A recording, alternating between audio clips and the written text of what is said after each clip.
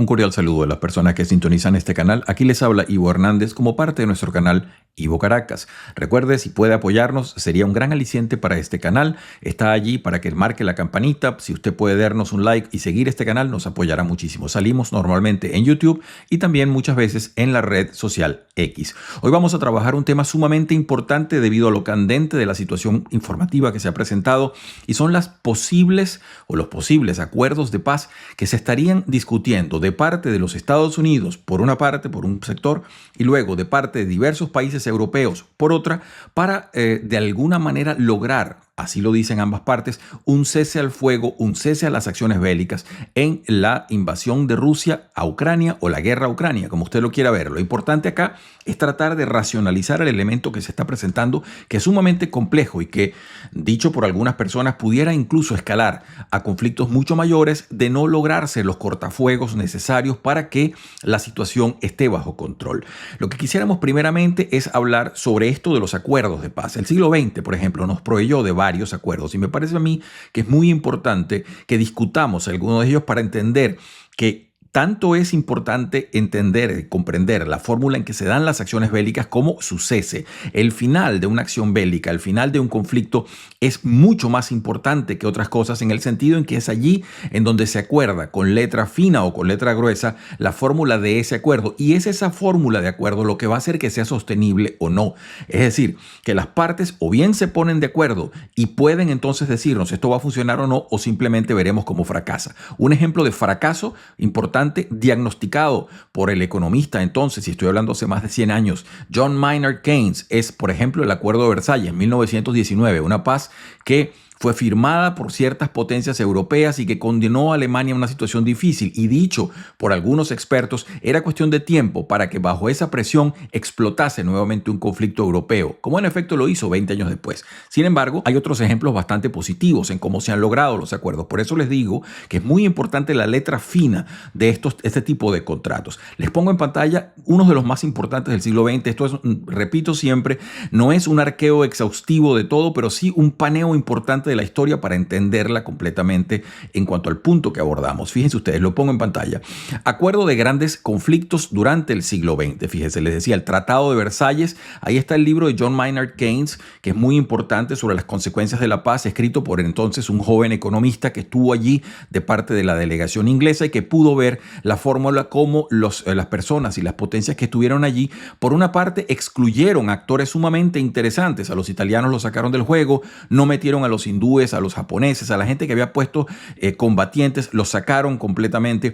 Se hizo un tratado y ya ese tratado diagnosticaba desde el comienzo que podía dar problemas como en efecto lo hizo. Luego tenemos el llamado Tratado de Paz de París, que justamente es el que pone ya fin y delimita la territorialidad posterior a la Segunda Guerra Mundial. Mucha gente suele olvidar esto y acá es muy importante porque aquí tenemos también los primeros diagnósticos de lo que sería el comienzo de la Guerra Fría de parte de diplomáticos americanos. Si esto le interesa, por favor sintonice nuestro canal Bibliópolis, que ahí hablamos en más extensión de este tema.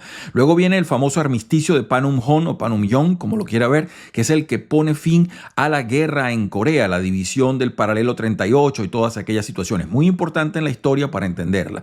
Luego vienen los acuerdos de Ginebra, también muchas veces olvidados, que tienen que ver con la pacificación de conflictos o el cese de conflictos de parte de Francia con la Indochina y todo aquello. Y el movimiento creciente nacionalista en Vietnam. Muy importante, sucede entonces luego, unos 20 años después, los famosos tratados de paz de París. Ahí es Estados Unidos ya quien pone cese a las acciones en la guerra de Vietnam. Es muy importante allí todo lo que va a hacer luego mucha gente dice que este es uno de los tratados que pudiese haberse logrado de mejor manera para que no hubiesen sucedido los terribles efectos en Camboya, pero ese es otro tema. Luego vienen los acuerdos de Camp David en 1978, donde Egipto e Israel se sientan allí para acordar el reconocimiento de países, etcétera. Bastante interesante. Luego tenemos, muy importante también, 20 años después, casi, el acuerdo de paz de Dayton, que pone fin o cese a las hostilidades en la sangrienta confrontación, muchos dicen la última de las grandes guerras del siglo XX de Europa, los Balcanes. Y allí estuvieron pues Serbia, Bosnia, Croacia, en fin, una serie de países que estaban implicados.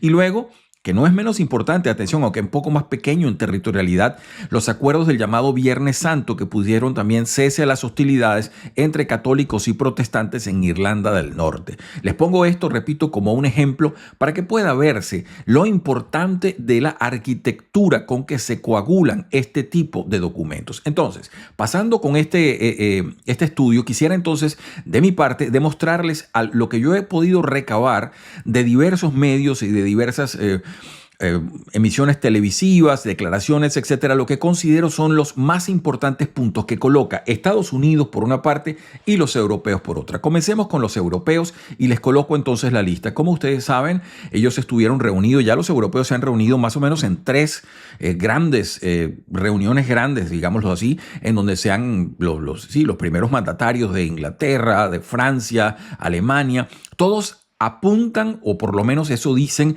hacia una especie de voz o de unísona voz en todo esto. Aunque esto puede sonar contradictorio porque hay factores todavía que no están muy claros exactamente. Por ejemplo, la última reunión sucedida el pasado fin de semana, comienzo del mes de marzo, fue una reunión muy interesante, pero a la vez muy curiosa, porque, por ejemplo, los países bálticos no fueron invitados, y los países bálticos, si estamos hablando de una Europa que supuestamente se estaría defendiendo de una supuesta agresión rusa, pues los países bálticos tienen que tener una silla en primera fila. No estuvieron. Entonces ya por ahí empieza uno a cuestionar un poco esa solidez argumental que pretenden mostrar los países europeos grandes, y que no sea esto simplemente una opción de reparto de negocios contra la opción que presenta Estados Unidos en negociación. Les digo entonces lo que tengo. Pongo en pantalla, lo he dividido en dimensiones políticas y dimensiones económicas.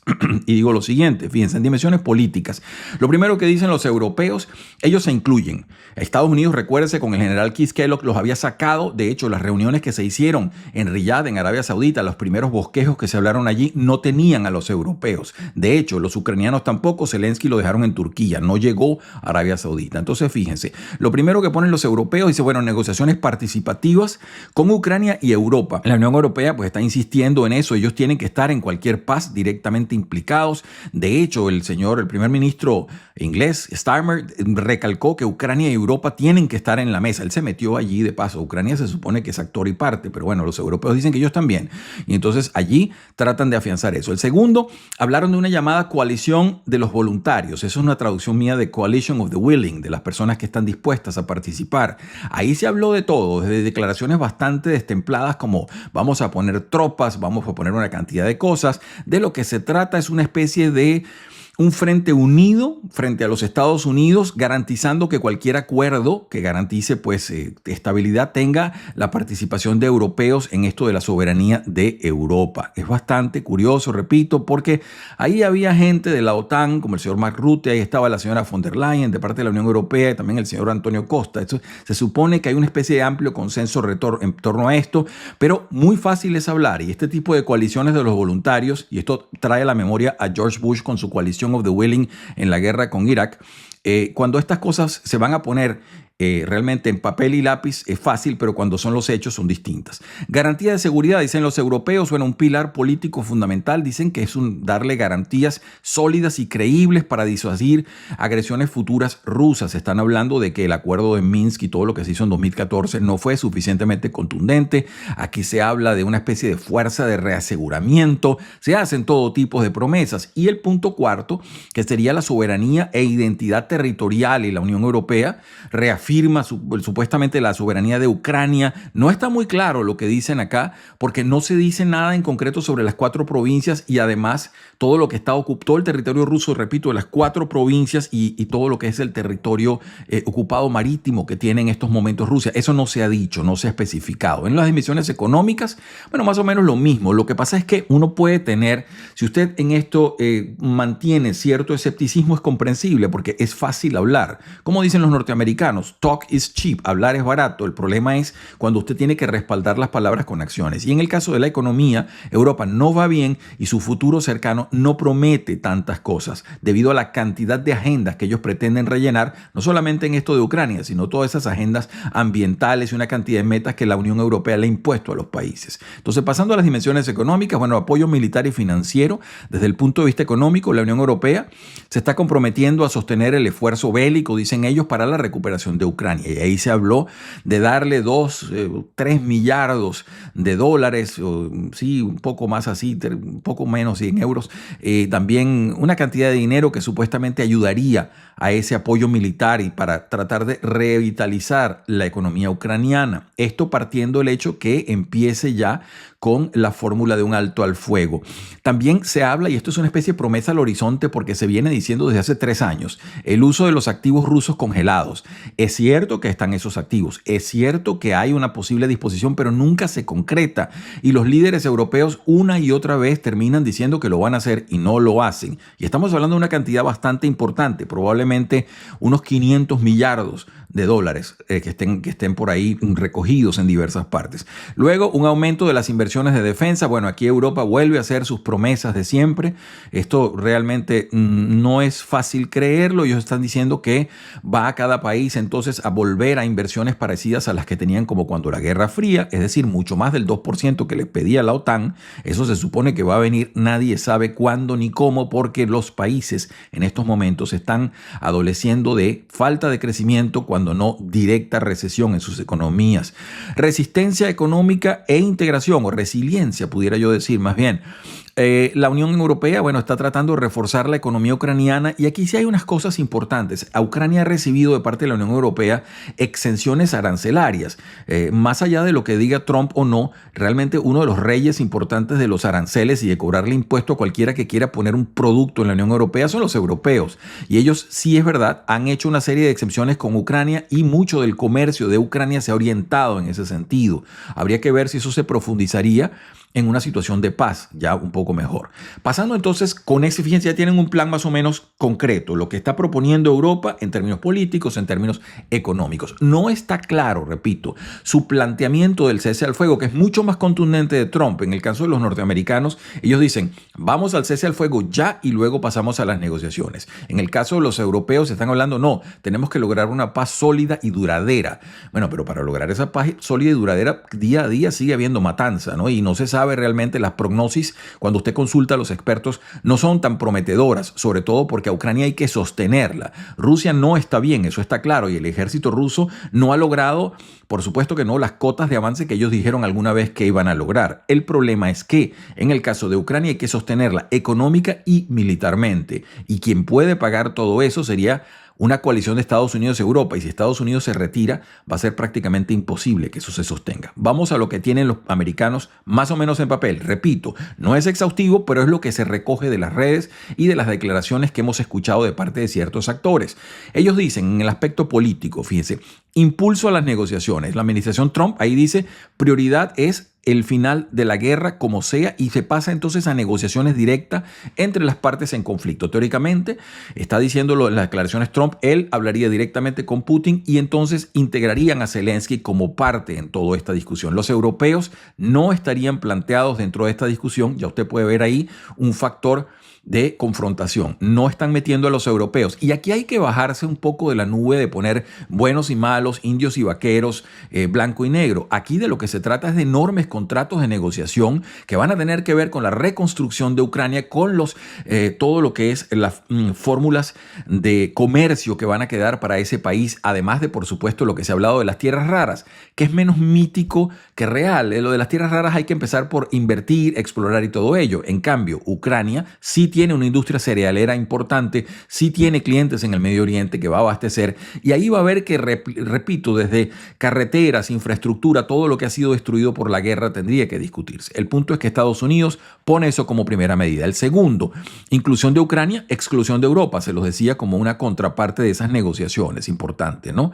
Luego el punto número 3, postura neutral de las Naciones Unidas. Hubo una resolución redactada por Estados Unidos, ustedes recordarán, el pasado 24 de febrero, en la cual 10 votos creo que se logró ahí en el Consejo de Seguridad, y entonces se pide un rápido final al conflicto y una paz duradera. Esto es una cosa que habría que ver en, repito, alta definición cómo se logra. El punto 4, presión para obtener concesiones. Esto es una cosa en donde coinciden ambos. Ambos hablan de que se mantengan las sanciones a Rusia.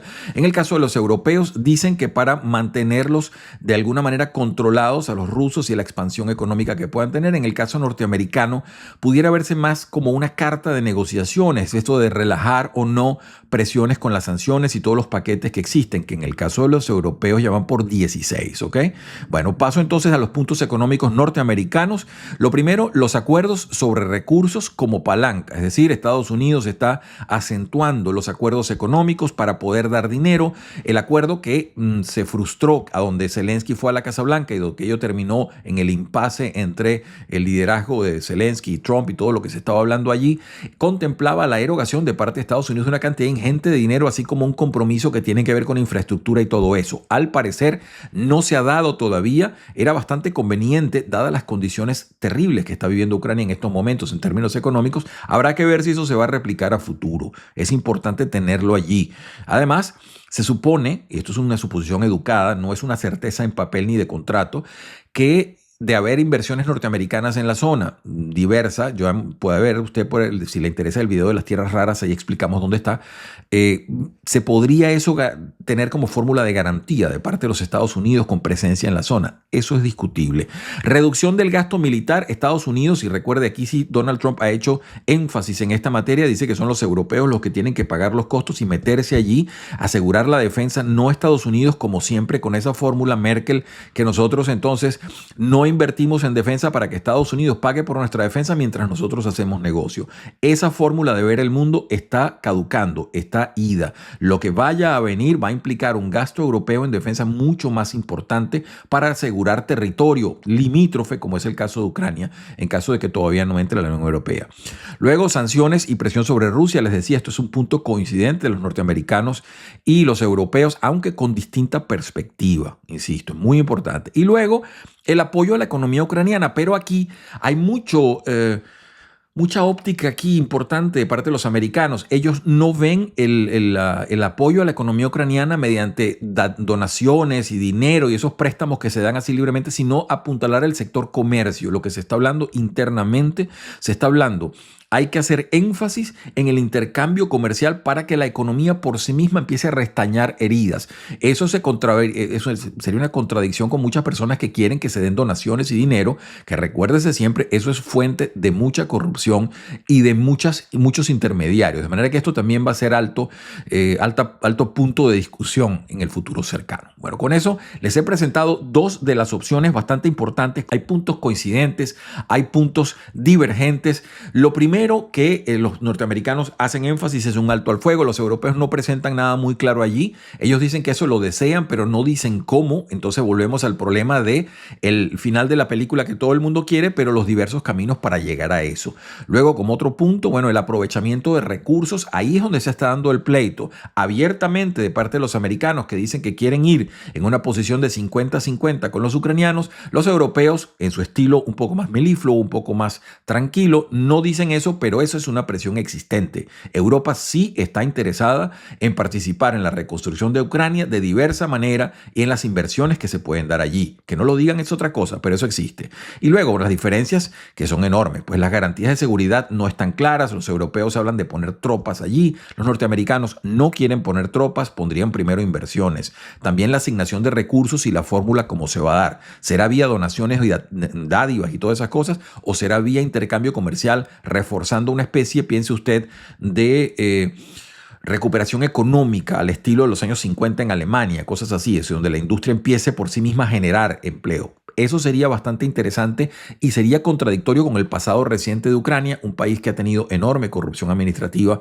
según los índices que manejan eso en el mundo. Entonces ahí les dejo ese punto. Vamos a seguir nosotros enfocándonos con más temas que pueden sobresalir de toda esta agenda de Ucrania, que no debe subestimarse, porque sí es cierto que, como dicen algunos, vamos entonces a ver a Europa metida aquí, pues de meterse Europa de una manera un poco más seria, y si el conflicto no ha cesado, podría invocarse el artículo número 5 de la OTAN, y esto se puede ir de las manos y convertirse en un conflicto mucho mayor. Sin embargo, todos esperamos que prive la cordura, que prive la diplomacia y se logre un acuerdo sano para los ucranianos y que sea de una paz sostenible para todo el resto de Occidente, que necesita concentrarse en fortalecer su capacidad de defensa y fortalecer sus estrategias a futuro. Es Ivo Hernández quien les habla. Como siempre, un placer estar junto a ustedes. Si esto de alguna manera le estimula, por favor márquelo con la campanita, esté pendiente, que ya venimos con más informaciones sobre temas que están sacudiendo este convulsionado mundo. Muchas gracias.